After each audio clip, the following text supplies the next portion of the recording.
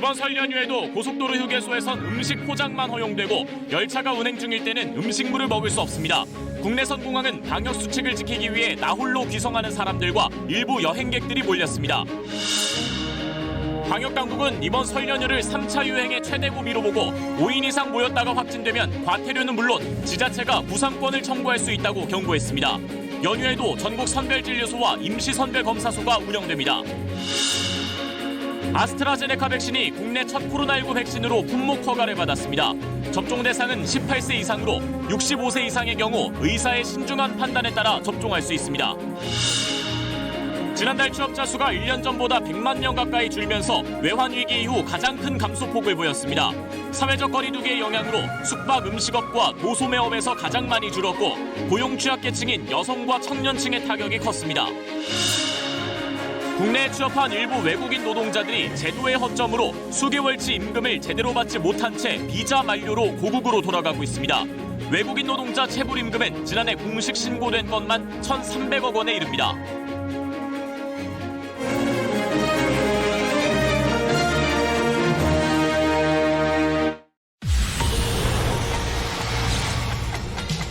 경기도 부천시 영생교 승리재단과 보습학원 관련 코로나 확진자가 43명 늘어 누적 100명에 육박했습니다. 확진자가 크게 늘어날 수밖에 없었던 영생교 교류와 예배 관행을 취재했습니다. 아스트라제네카 백신이 국내에서 처음 최종 사용 허가를 받았습니다. 다만 만 65세 이상에 대한 사용은 신중하게 결정해야 한다는 단서를 달아 사실상 현장 의사들에게 최종 판단을 맡겼습니다. 10살 조카를 학대해 숨지게 한 혐의를 받는 이모와 이모부가 119 신고를 했을 당시 전화 녹취를 입수했습니다. 녹취에는 아이를 때렸다거나 물에 빠뜨렸다는 등 횡설수설했던 상황이 담겨 있습니다. 음주운전 등으로 사망사고가 발생해도 피해자 가족이 수사 과정이나 결과를 알지 못한 채 사건이 종결되고 있습니다. 5년 전 법이 바뀌었는데 정보 제공에 인색한 검찰 관행에는 변함이 없습니다.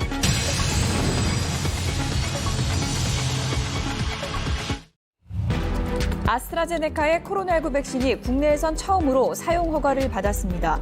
65세 이상 고령자 접종은 신중하게 결정해야 한다는 단서를 달았는데 질병관리청이 고령자 접종 여부 등을 확정하면 26일부터 접종이 진행됩니다.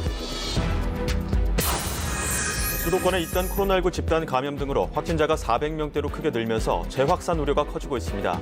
정부는 설 연휴가 최대 분수령이라며 만남과 이동 자제 등을 거듭 호소했습니다.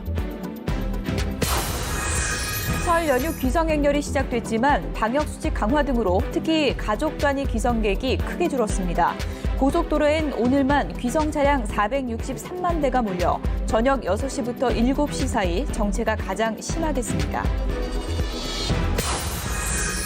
코로나19 확산 영향으로 지난달 취업자가 1년 전보다 98만 명 줄어 외환위기 이후 가장 큰 폭으로 감소했는데 숙박, 음식, 도소매업이 큰 타격을 받았습니다.